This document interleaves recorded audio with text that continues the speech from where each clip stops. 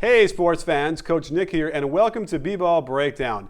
If you don't know already, we have a great podcast up on our site that you should check out either through iTunes or Stitcher or whatever else you need to go, or on our .com to listen to it, because we have great guests multiple times a week. And let's face it, there's a big void of good NBA podcasts out there, and we're definitely filling it. Well, now let's talk about the Toronto Raptors and what's going on in their 5-0 start. Very encouraging. Always excited to do a Toronto Raptors breakdown and give you guys some love in Toronto.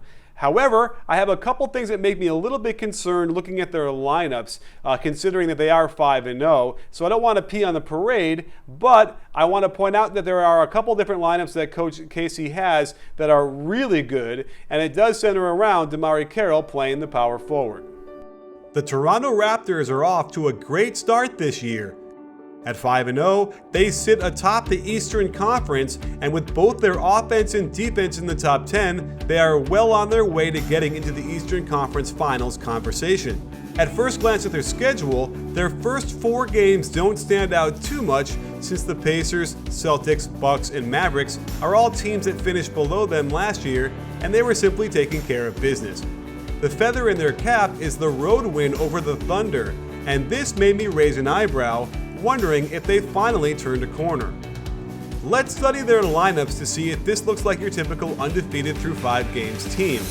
If you look at the net rating of their most played lineups, 3 of the top 4 lineups are in negative net rating. For a comparison of the other 5-0 team in the league, the Warriors, it takes them 6 lineups before you see a negative net rating, but the Warriors are on a completely different level. Let's look at the 4-1 Hawks as a comparison. Interestingly, the Hawks are in even worse shape with their top 3 lineups in the red. We'll have to look into the Hawks issues later, but let's get back to the Raptors and figure out why the starters seem to be struggling so early. On offense, the starters are almost 7 points worse than the overall team average, and part of the problem is having Scola out there in a big lineup. While his rebounding has been a plus, he is shooting 46% from the field, about 4 points lower than his career, and if you take out his crazy shooting against Dallas, he's been hurting the team. I love his footwork, and he's usually very reliable. There just isn't much space for him to work when attacking from the perimeter. The Raptors run motion, and it almost looks like they want to go to horns, but instead it turns into a lopsided, stagnant mess. And Scola isn't going to pull his man far enough out of the way to give room to DeRozan, leaving him to create out top.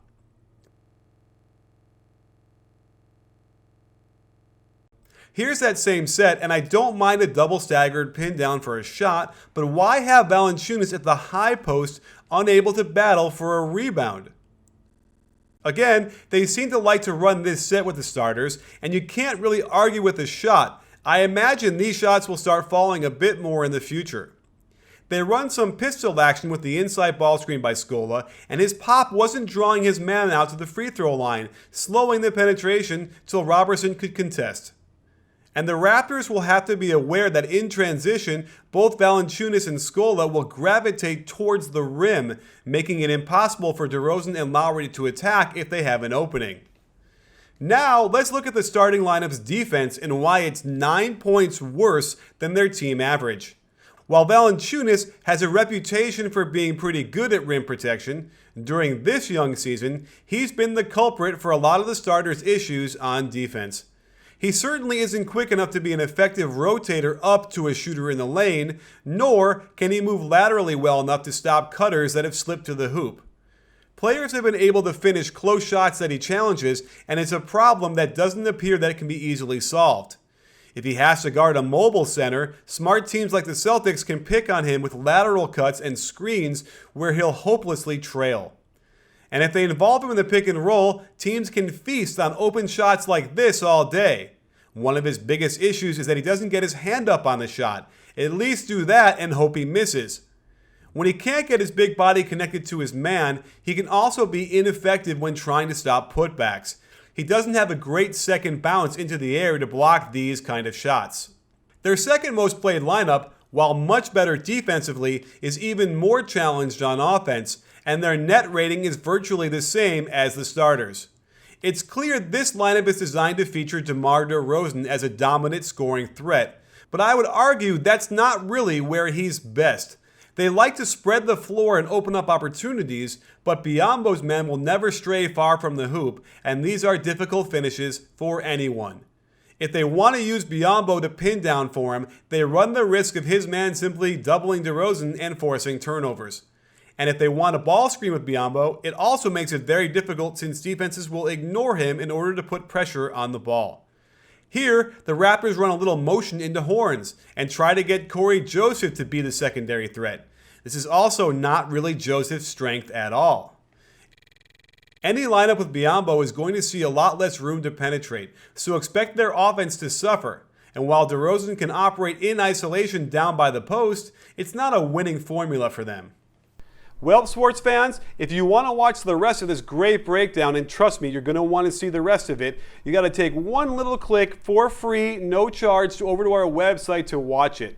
That said, our mobile app is coming very soon, so stay tuned, and I have a feeling that's going to solve all the issues that people might have about clicking over. But to keep the lights on, to help us keep BBall Breakdown giving you the freshest, greatest, best content you can find on the NBA, all we have to do is ask you to make one little click and help us out. If that's hopefully going to be okay with you, and you'll get to enjoy the full breakdown. And don't forget, at BBall Breakdown, we're not a channel, we're a conversation. You in?